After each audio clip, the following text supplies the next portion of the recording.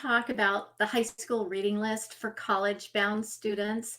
It is not possible or even desirable for any student to read every single book on a college-bound reading list. Each child is unique. They all have different opinions and views and preferences on books. And your goal really is for them to read a cross section of literature, not a checklist of literature.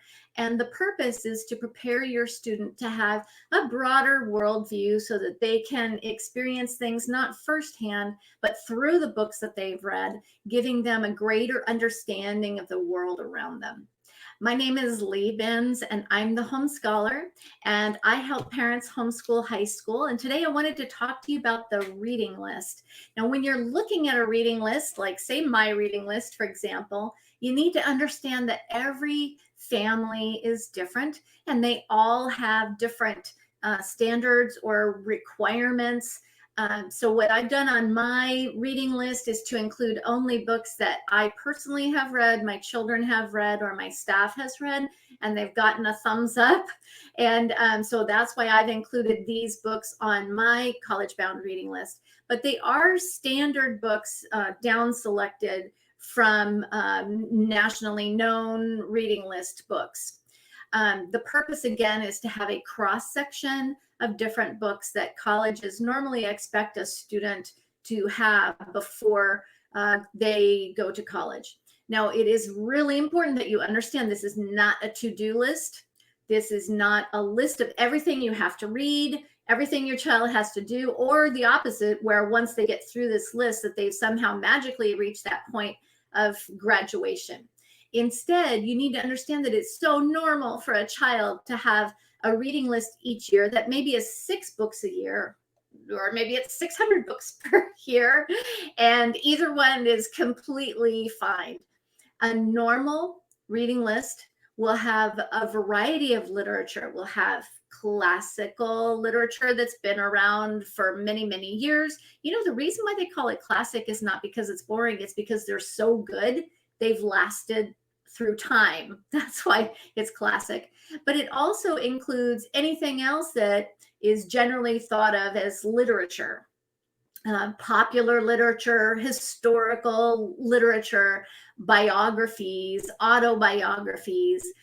There's a lot of pieces of literature that are considered so important for all students to have at least some things of. I will say that sometimes as homeschoolers, we don't emphasize popular literature enough. It's like some homeschoolers feel like if it's not 100 years old, it doesn't count, right? It is possible to read a book that's 100 years old that's just a boring, bad, dull book, right? Most of them is stood the test of time.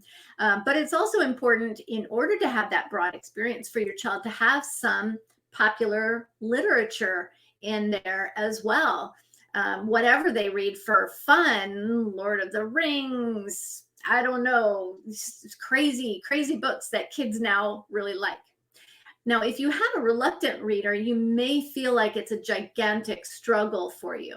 Reluctant readers generally think they can't read well, or they say that they hate reading, but often it's because we've been pushing books on them that are either boring, they're not classics, right? They're poorly written. They're not going to stand the test of time. They were written just for a school, just this one school. They're a reader. And so they're a little bit more boring and dry.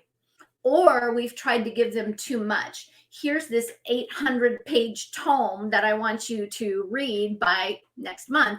And then they say they hate it.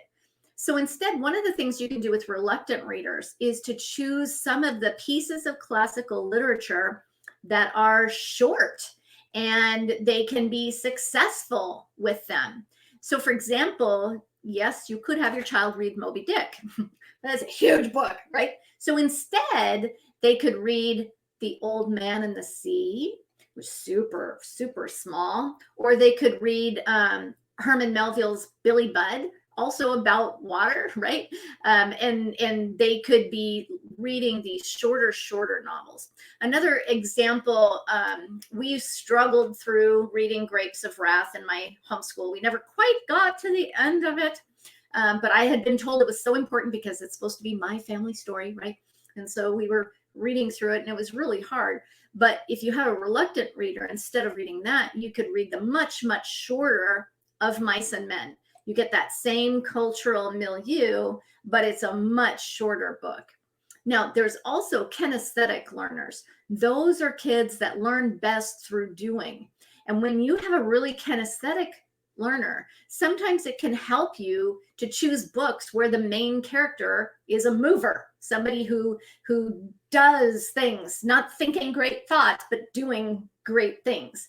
I think the ones that I enjoyed the most that have a very mobile main character is Jack London.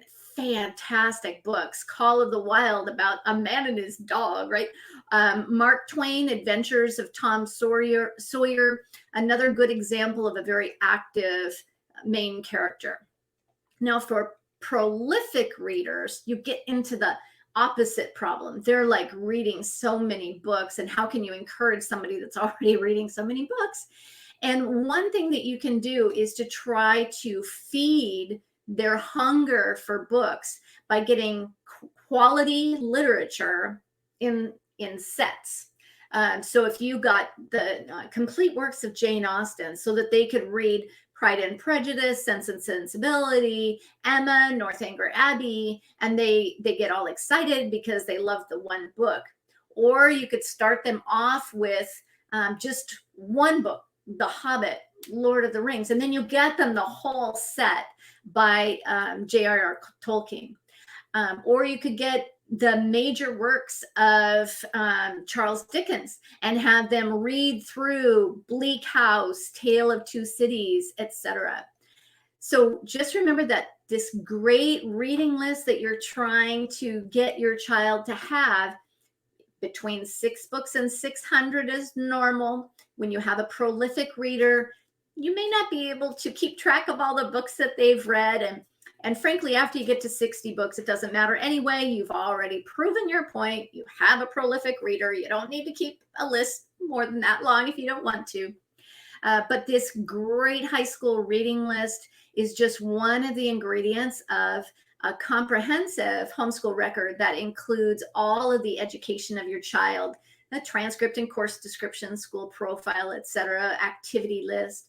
But that reading list can really show the uniqueness of your child, and especially as you include books that they just read for fun because they love to, then the person seeing the reading list might say, oh yes, that is certainly a lot of books on economics, or oh yes, this child certainly did read a lot about chess.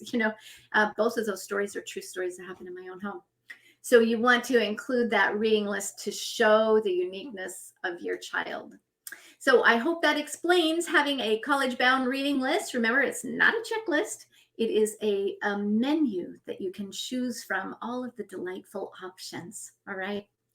I hope you have a wonderful day and encourage reading in your children, even at the high school level. When I was homeschooling, I read aloud to my children through the time they were 18 years old, some of our best family memories. I asked them recently what their favorite memory of homeschooling was, and they both said reading aloud, right? And so you can read aloud to your children. It's a great way to not only get them started with these works of classical literature. Reading the first 3 chapters to them can get them in the right frame of mind to be excited to keep reading the whole book. So it's a great way to get them started, and it's a great way to encourage family closeness that's going to come back and pay dividends in the long run. As part of your 10-year plan, 10 years from now, you'll still have a loving and warm, close family relationship. I hope that helps. Have a great day.